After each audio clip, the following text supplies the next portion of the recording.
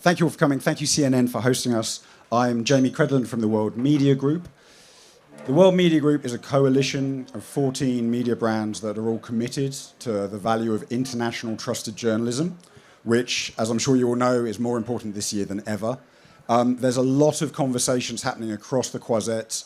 I hope you've joined some of them around the value of international trusted journalism for your brand. It's an amazing premium audience. It's an amazing brand standout. The research shows that being associated with quality news makes a difference for your brand. It's not a negative experience at all for users. But that's not what this session is about. I'm not going to get on my soapbox. Instead, we're going to talk editorial, because actually that's what all these news brands exist to do. And we have an absolute star-studded panel, frankly. The creme de la creme of international journalism, and we'll go briefly, no pressure, obviously. Very briefly, from my left, we have Ken Cukier, who is the executive editor of The Economist. We have Katty Kay, who is special correspondent for the BBC, based in Washington. And we have Clarrisa Ward, chief international correspondent for CNN. So let's have a big round of applause for these people. Thank you. So we've all been on the Croisette. We've all been talking marketing and advertising and the business side of things. The idea of this panel is we're going to zoom out a little bit, look at the biggest stories affecting the world now and in the next 12 months, what it might mean for marketers, what it might mean for the future of journalism, but also just to remind ourselves that it's not all rosé and rosé with ice in it on the Cannes Croisette. To do that, let's start with probably the biggest story affecting the world this year. Katty, I'll come to you on the US election coming up in November. Obviously, people are already talking about it. I think you've reported on 6 US elections over the course of your career from Washington. I'm that old. The narrative seems to be the world is more divided now than ever. Are you seeing that in the reporting of this election? How is it different from previous election campaigns? I think we are seeing that. Look, I mean, as there's a fraughtness about this American election, which I think there will be going forwards for a while, because we have a very small number of people who will decide the election. We think it's about 150,000 people in 6 states. That is 2 Taylor Swift concerts. So those people will probably make up their mind in the last few days. They are what we call low information voters. They're not very tuned in at the moment. They may decide on a vibe rather than on a policy. And they are the people who could swing the 2024 election. So it's a very small number of people who will decide the election at a time when the 2 parties have got further apart. So the consequences of those 150,000 people's decision is that much greater, because the policy differences between those 2 parties has become more and more extreme, which I think accounts for some of the reason that it's so fraught. If somebody tells you that they know who's going to win this election, I wouldn't believe them.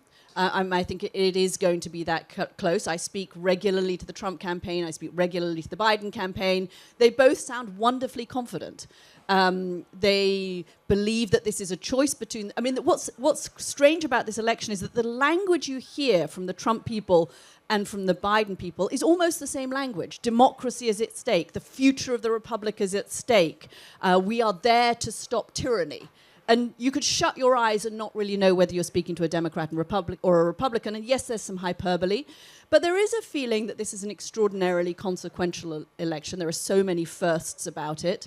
And there's not in the States. I mean, it's interesting coming here to Cannes, because I almost feel there is more interest in this election around the world than there is in the US. And the weird thing about being in America at the moment is that people are so tuned out from the election. Apart from the kind of hardcore base, a lot of people are pretty apathetic about it. Those 2 Taylor Swift concerts full of people are presumably not following the election yet. They're following Taylor Swift.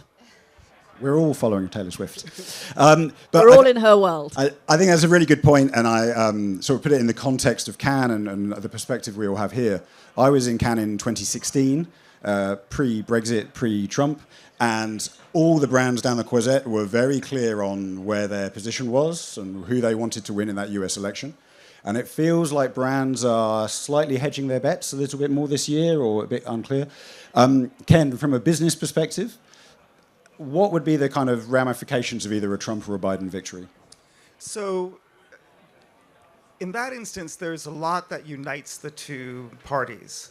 There's a new protectionist streak in American politics and American trade policy, and that will continue regardless of the administration. It's interesting. The Biden administration will be a very rules-based, procedural administration. It would come out with a green paper, it would come out with a white paper, it would broadcast what it plans to do, tweak it, and then do it. Trump will wake up, will tweet it, and it'll happen, right? So there'll be no procedures. Democracy is actually is not one person, one vote. It's, in some ways, the institutions of democracy is about procedural justice and procedural fairness and administrative fairness. So Trump will be sort of ruled by whim. Biden will be by procedure, but the end result in terms of business policy, I think, will be largely the same. There'll probably be a perception by large business leaders that they're going to get better from a Trump administration than a Biden administration. I don't think that's true, but I think that's the perception. Interesting. So not as much differentiation as we might think, but they are very different, obviously, on some other issues. Clarrisa, you are recently back from Syria. I think this year you've also been to Gaza, to Ukraine. I'm sure I'm missing some other places that you've been, but reporting on the ground all over the world. A similar question, but the Trump-Biden selection, how would that affect the situation on the ground in some of those places? It's a really tough question, to be honest. I think, obviously, if you talk to anyone here in Europe and a lot of people in the Middle East, certainly they're steeling themselves for the possibility of a Trump presidency, what that would mean, how it would impact NATO. And the reality is, it's sort of anybody's guess with Trump. And particularly on issues pertaining to the Middle East, I think Biden is really seeing the strain of trying to walk that middle line, of trying to find that Goldilocks position, and in the process, basically pleasing no one. And I have talked to people in the region on both sides of that conflict who actually are not discounting the possibility that Donald Trump might do something completely unexpected, which is not to say that he has all the answers. I think we know from previous experience that that is certainly not the case, but that there is at least a willingness to cut a deal, potentially that might upset a lot of people, might bend a lot of noses out of shape, but might at least provide some propulsion going forward. If you look at Ukraine, it's obviously a very different story, and there is absolute deep-seated fear and anxiety that a Trump presidency would precipitate what, frankly, we're already seeing, which is this growing disenchantment with American voters about sending so much money and weaponry to Ukraine when there are so many needs at home domestically. And more broadly, I think this speaks to the kind of capriciousness of Western democracies, where Vladimir Putin has the freedom to keep on grinding for as long as it takes. And yes, he might have to go cap in hand to North Korea and hug Kim Jong-un to make sure he gets the extra artillery. But at the end of the day, he is able to continue that conflict for as long as he needs to extract what he's hoping to get from it. Oh my gosh, everyone's getting rained on. Sorry, guys. Literally, you mentioned Putin and the heavens opened. I don't know what that means. So certainly in Ukraine, just to finish, there is real fear about where this is leading. And when you talk to military leaders in the U.S., and they won't say it so clearly publicly, but privately they will say that they believe that this does need to end in some form of a negotiated settlement if you're just looking at the military piece of it. The difficulty of that is for Zelensky, it is obviously a political non-starter for him to sit down at any kind of a negotiating table. And so it's more likely, frankly, whoever is president, that you're going to see some kind of a frozen front line more akin to what we saw in South and North Korea, possibly. So you have this fascinating situation, if I'm reading the three of you right, where there's a big global election in the US, where in fact US voters have either already made up their mind or they're disengaged. Business can't call it either way, and the people who are really going to be affected are in other countries all over the world. And I should just add, I think there's a bit of a paralysis right now. If you look at global events, if you look at what Zelensky is doing, what Netanyahu is doing, or what they're not doing, everybody is waiting for this election. No one wants to make a bold move right now until they're pretty confident which way the wind is blowing and which way November is going to go. Could be a long year ahead of us. Right, so also just, Clarrisa, to stick with you for a second, you are doing reporting on the ground from a lot of these very, very complicated situations, whether that's because of a war or because of a natural disaster, other things like that. Just to bring it back to the business for a moment, those are expensive trips. Yes, they are. In terms of the logistics, in terms of the insurance, in terms of body armor, and I'm sure lots of other costs. How do you at CNN think about the value that reporting on the ground has, rather than somebody in New York just tapping away on a keyboard? I mean, look, I think we live in an age where I hope we appreciate more than ever the value of having people on the ground, tasting the tastes, smelling the smells, talking to the drivers. It's the biggest cliche in journalism.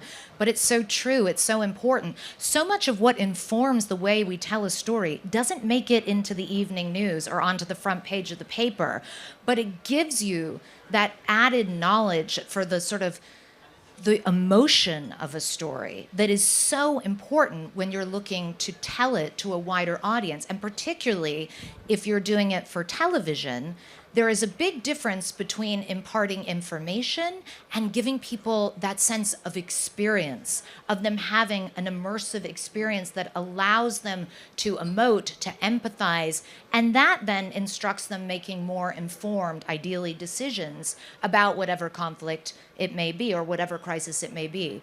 I will only ever pitch a story if I am really sure that I am able to hit a bar whereby I know that it's very important for viewers to engage with it. I'm confident that I will be able to tell the story in a way that they will feel part of that experience, that they will care, and so when you feel confident enough in the pitching process, because yes, it's expensive, but the alternative, honestly, to kind of bow out and hand over to TikTok and social media, which has been incredible in terms of the opportunity to platform voices in so many places, and we have seen that in Gaza more than anywhere else. But at the same time, these are algorithms that are designed to echo your own views back to you over and over again. They are not making you step out of your comfort zone. They are not making you sit with complexity. They are not making you question your values, the policies of your governments. That's our job, and we can really, at least speaking for my part of it, do it well when we're on the ground. I mean, yes, amazing. And I think that's incredible perspective. I think, Katty, there are some similarities actually in this US election reporting to some of that, in the terms of an audience that perhaps is sometimes disengaged, and the need to tell that story in a way that emotionally engages with people, as you say, who may have already made up their minds. How are you approaching that? Are you trying to, is it about getting people to reconsider their views, or is it about telling a human story, or how do you think about that? I mean, I think those human stories are invaluable. I mean, the degree to which I can travel around the country and spend time in Arizona or spend time in Georgia talking to people, as Clarrisa says. I mean, it was really interesting. I remember traveling around the country actually just before the midterm elections, and I wasn't doing a story about Ukraine, but I had young Democrats, progressive Democrats, saying to me, as often as young Republicans did, why are we spending $40 billion in Ukraine? And it was the first indication I had. I was interviewing them about actually voting rights, not even about Ukraine, and it was the first indication I had, oh God, this is an issue that I'm not sure politicians back in Washington are addressing. So going to a Trump memorabilia store in Arizona, it's the biggest Trump memorabilia store in the United States, and it does a brisking trade in cutouts of Donald Trump, which go for $100 each, and they sell out like hotcakes. But talking to this couple who were in their kind of early 70s, saying to me, if we don't win the next election, we will take up arms. And we are armed, and we will take up arms, and it will start with community to community, and then it'll be town to town, and then it'll be state to state. I don't know that they're going to do that, but to hear that kind of language does inform the kind of more dry reporting of, is it actually true that the Democrats are losing black male voters in the numbers that the Republicans say they are? So I think that's that ability to give human stories to data is invaluable. And no, it's not about ever trying to persuade somebody to vote one way or another, but it is about using my many years of covering American politics to analyze what the facts are telling us as objectively as possible about what the outcomes might be. And I think, Ken, you're right. In some ways, the parties are simply come to China or the new protectionism in trade policies, but in some ways they are very different. I mean, in some ways there are enormous differences in terms of things like abortion rights, democracy, social issues that impact so many Americans. I completely agree, and I hope that I baked into my response what the nature of that difference is. On substance, like reproductive rights, absolutely. But again, democracy is about a process, and the process is about fairness. Yeah. And if you have one party that adheres to the rules of the process as it's been exercised for 250 years or 400 years since the birth of sort of the nation state and liberalism, liberal democracy, liberalism being liberty of freedom and the state that guarantees rights, and another one who rules by whim and doesn't do that, then the outcomes here can be literally anything. It's all illegitimate, but it's anything, and who's going to stop it? Because you don't have the rule of law. So I am one of the ones who actually, I'm not saying this in a panicked and crisis way, but I do believe the vote is about the rule of law. Yeah, I mean, I think actually what we've learned about democracy is that it's partly rules and partly customs and norms. Yeah. And if you have candidates who are prepared to ignore the customs and norms, then our understanding of democracy perhaps changes. And of course, a functioning part of that democracy, which is a free and fair media, communications landscape rather than just purely media. And we touched a little bit on TikTok, disinformation, misinformation. The Quasette, again, is full of chat about AI. I am sure you have all been in several AI panels because it's Wednesday, so we've covered that. But specifically, leave the implications for the ad industry aside for a minute. From a news environment, let's start with Katty and Clarrisa. But in the U.S. election, in war zones around the world, how is disinformation changing your role and how you report on stories? I mean, at the BBC, we now have a whole team of people. We have 60 people whose job it is to verify how we get the news. And it started with a misinformation and disinformation correspondent who came on board about 4 or 5 years ago. We have to try to encourage people to realize that there are news sources where there are protocols and editorial structures in place that mean that you can rely, if you see it on the BBC website, you can rely on it.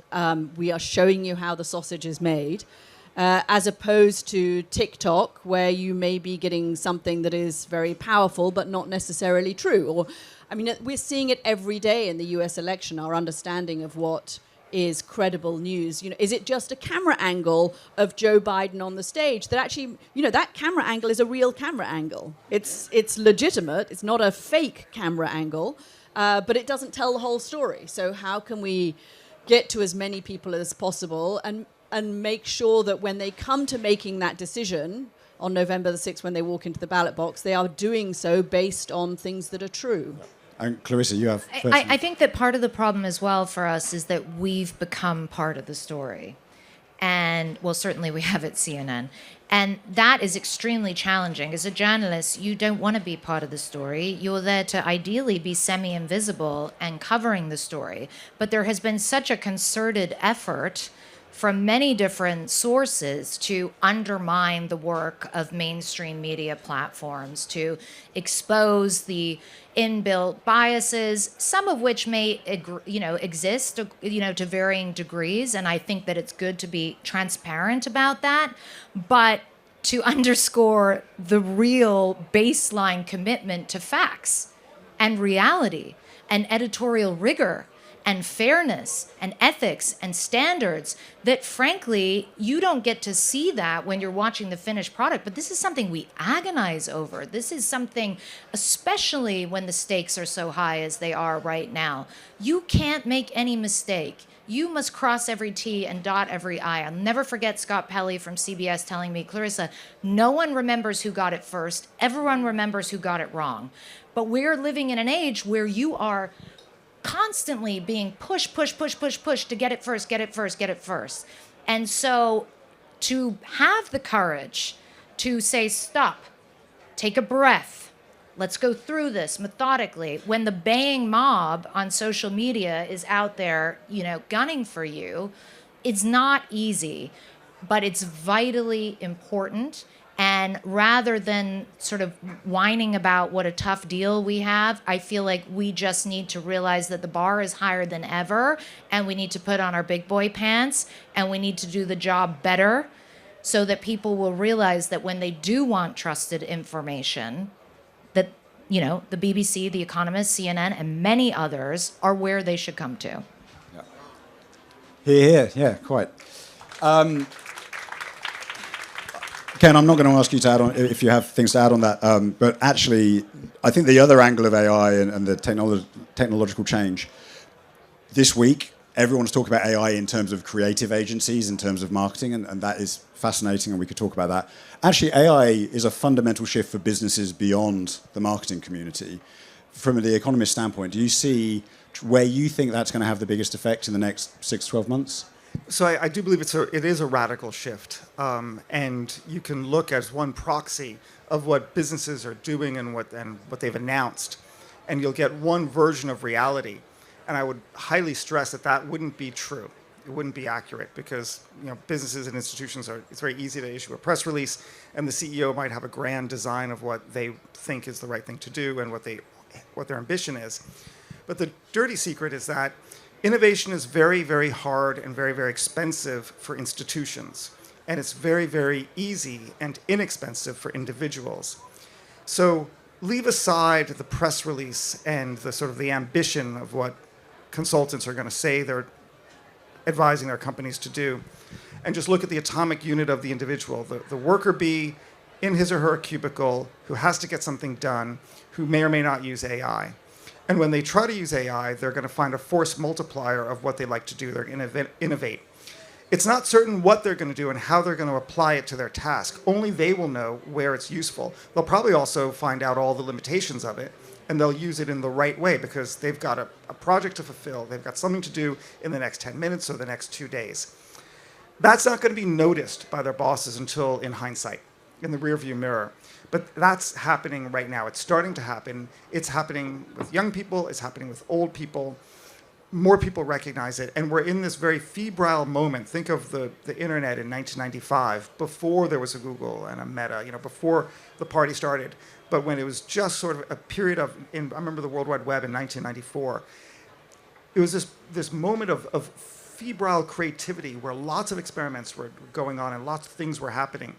I think that's happening now, but it's happening below the radar. It's not getting venture funded. And that's where we're going to see in, say, 6 months or in 18 months, the biggest change. Interesting, thank you. We're going to be coming to you guys for questions in 1 minute, so start thinking about what you would like to ask this incredible panel. Before we do, super quick answers from all three of you.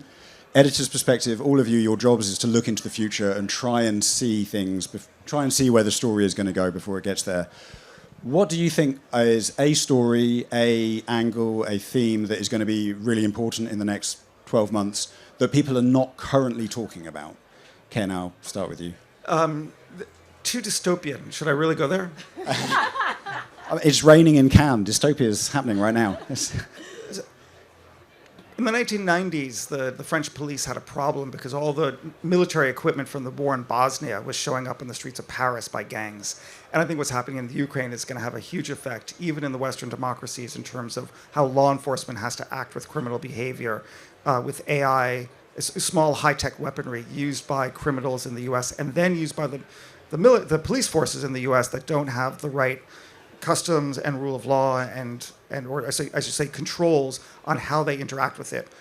Military equipment from Afghanistan and Iraq, like tanks, are showing up in Ferguson, Missouri with the police, and we need sort of a new consciousness of what this can do and how we interact with it.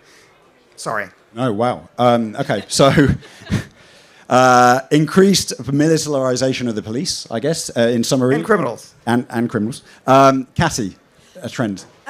Look, I think one of the hardest stories we all as news organizations have to tell is that of climate change and trying to engage. I mean, having been particularly from the television point of view, maybe The Economist finds this easier. But trying to get audiences engaged in that story. The most success I've had when I was presenting was when some obscure, very cute mouse went extinct in Indonesia, and suddenly our audiences were interested and thought, oh wow, we like the furry mouse, and we wish the mouse hadn't gone. So how we tell the story of climate change, but I'm really interested in the immigration part of that story. If we're going to see huge changes in immigration patterns, we're already seeing the impact of migration patterns on European politics, on American politics. It's a very easy weapon for politicians to wield on both sides, and how that ties in with climate change. I think that's interesting. Really interesting, the connection with that. And Clarrisa? I mean, my one is a bummer too, shockingly. But it's ISIS. I think everyone assumed that we had seen the last of ISIS and that it was over. I just got back from Syria doing a story about the more than 50,000 suspected ISIS fighters and their family members who are being held indefinitely without charge, without due process in a series of camps and prisons across northeastern Syria. Any kind of a seismic event in the region could overnight allow for an ISIS army to reconstitute. But beyond that, we are already seeing ISIS starting to build up training camps in certain regime-held parts of Syria. We have been told in no uncertain terms that the threat rate with regards to the Olympics this summer is at an all-time high. We have seen ISIS-K really starting to proliferate in, arguably partially in the vacuum that was formed after the U.S. withdrawal and Taliban takeover of Afghanistan. So I think, unfortunately, we will be hearing more about ISIS in the months and years to come. Thank you. It's worth pointing out, all three of those trends you will have noticed are quite dystopian. And yeah, it's kind of funny because we're in Cannes. It's worth pointing out, the reason you can hear about those stories is because these journalists are paid to go and find those stories. So with my World Media Group hat on, I have to emphasize the marketing and advertising community supporting these trusted journalism brands means that these stories can be told, means that we can tackle them. Sometimes news is not nice, but closing your eyes and hoping it goes away is definitely not the solution. So we need to really engage with that. Now, questions. You have incredible journalists here on the stage. Any questions here in the room? Yeah. Oh, we have a microphone coming to you, I think. For me, let's go there first then. Cheers, Sorry. Jamie. How are you as news brands working to adapt to young audiences that are currently disengaged from news and politics? I guess for all of us, it's a question of revisiting our platforms, trying to reach them on social media, again, in ways that are, trusted, verifiable editorial protocols in place, but using all of the social media platforms, but not in the way as somebody described to me this morning as dad turning up at the disco. So I think we have to do it in a way. We have younger reporters, we have reporters whose only job is to reach people on TikTok or to reach people on other platforms, and make stories. I think it's de-hierarchizing, if that's a word, the way that news is delivered. So making it more personal, making it more informal, making it more intimate, using those voices. I do think this idea of trust is very important, and that's trust whether you're a 55-year-old or whether you're a 25-year-old. You have to trust the person delivering the news. But those two things, the combination of platform and style, is probably the way we're attaching. I totally agree. And you touched on something earlier, which I think is really important as well, which is transparency. When I was growing up as a journalist, it was the swashbuckling war correspondent talking as the voice of God and declaring, and you were like, okay. In this day and age, that was always a man, by the way. It was always a man. And now I think we just have to be much more honest. Like, the journalist is a little bit a part of the story. Okay, this is what I can see. This is what I can't see. This is who I tried to talk to. This is who I can't talk to. This is where I'm too afraid to go. So I'm basing this report on, it's almost like footnoting, but ideally in a much more kind of experiential way, whereby you're going on a journey with the reporter and it feels like a natural, organic thing, and you're aware of the limitations of what we can get to as reporters as well. Yeah, and we have teams of people. It literally looks, the BBC Verify office looks like a sort of crime scene office where you go in and there are kind of high-tech versions of, okay, we took this piece of video. If we geolocate it, we can say that it was taken here. We have a data. I mean, and we have to show audiences are working, because otherwise they're not going to believe what we give them. That's great. And I think we have time for one more question. Yeah, quick one. And it's a COVID-related question. You thought that had gone away, but I've noticed a worrying trend among a lot of my level-headed friends who have turned away from mainstream media because of the way in which the mainstream media tackled COVID. In the last few months, we've seen Fauci being investigated for not telling the truth and manipulating the data. We've seen AstraZeneca being pulled. Do you think, looking back, because when I was at The Economist, there was one narrative and one narrative only, and these people now feel justified that they were being made to feel like pariahs for even questioning. Do you think we were too unquestioning during COVID, and do you think there is a long-lasting damage because of that? Everyone's going to point to me. Okay. That definitely got thrown in your direction, Ken. Yeah, no, exactly.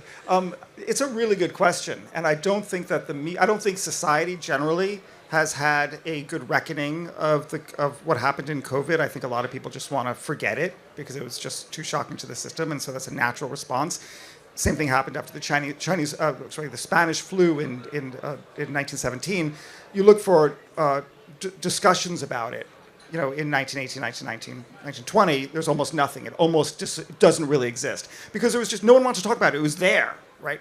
And so likewise, that's not happened at a societal level, and sadly and wrongly, it's not happened at a journalistic level. I think journalists do need to confront what did we get right, what did we get wrong, what should we do the next time. What we will find, I think, is that if we're having an honest account, is that there's a limit to what we can do and how we do it. And also, if we talk about the media, we have to segment it between what we'll call the entertainment media. I'm not pointing in your direction. The entertainment media, the traditional classical mainstream media, and maybe we'll call it elite media. And elite media might be Scientific American or New Scientist, places where you go where you get, or foreign affairs. You're going to get very robust information produced by experts, edited to a high standard, usually experts speaking to other experts. For foreign policy, that's exactly what's happening with foreign affairs. What's happening at Scientific American's often that as well.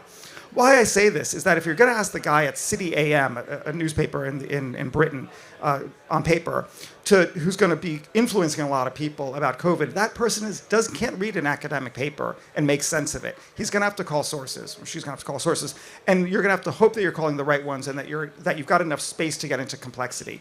It's a hard thing, and if people are going to rely on it, it's going to be imperfect. So you're not going to get what you need from that. Then when you go to the mainstream media, look, I think there's a lot of eminent people in positions of authority that simplified things for journalists because it suited their narrative, and they should have accepted the complication, the more complicated nature of it, and the reporters ourselves should have reported the wider, nuanced, more complicated narrative than one that was fit to a tighter compartment.